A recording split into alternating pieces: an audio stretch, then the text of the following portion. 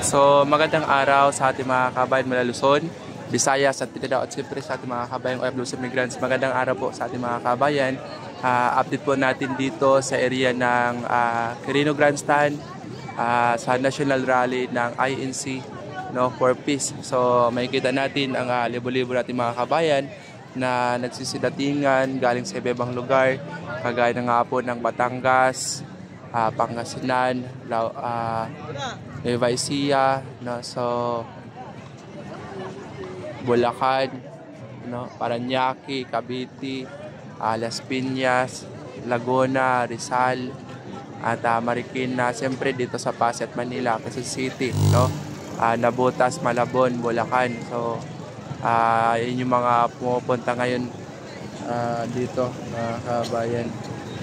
So ang dami nila na nagsama-sama sa panawagan na rin, na kapayapaan para sa lahat. At usual yung Malacanang last week nag-declared sila ng holiday sa Pasay at Maynila, at sinundan naman ito ng Quezon City. Hello po, magandang umaga.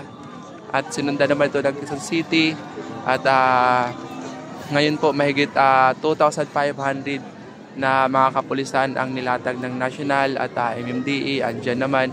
At siyempre at yung lokal at national is tulong-tulong sila sa pagsuporta na maging matapos at na mapayapa at maayos.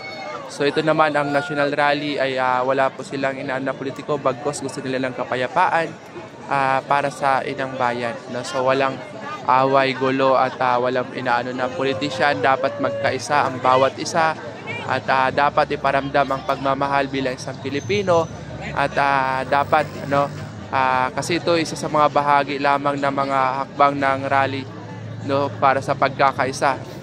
Kasi meron din sa iba-ibang mga provinces like Visayas, Mindanao, kahit sa Ilocos Norte, so meron din doon nakaantabay at meron din kinakasa, sabay rin po dito sa area ng Maynila, kaya marami mga kabataan na nandito, Shoutout po. Shoutout po.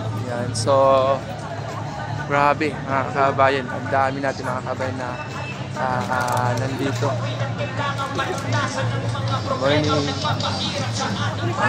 Good morning po.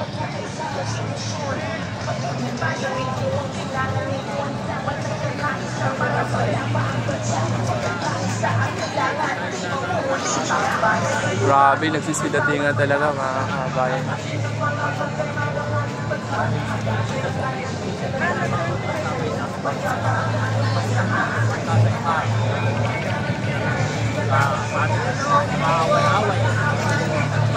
Good morning. Good morning po.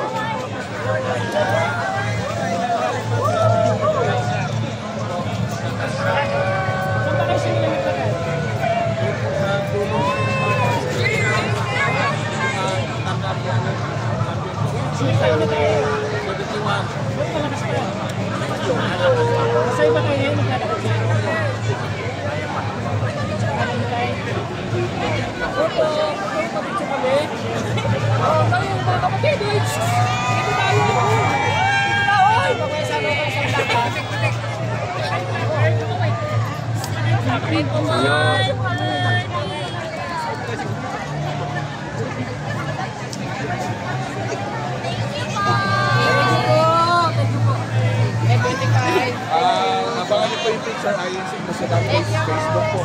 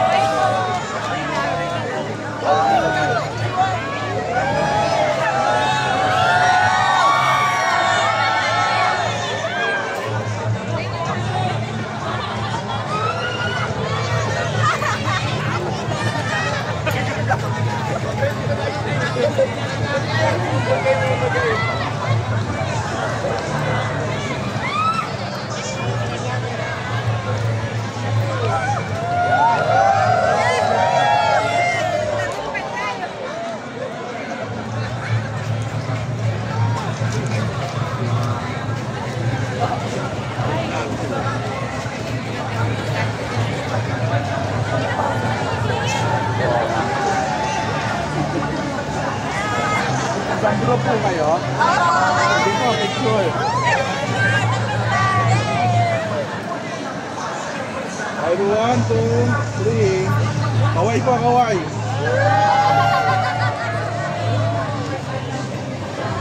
Kaway lang po, kaway.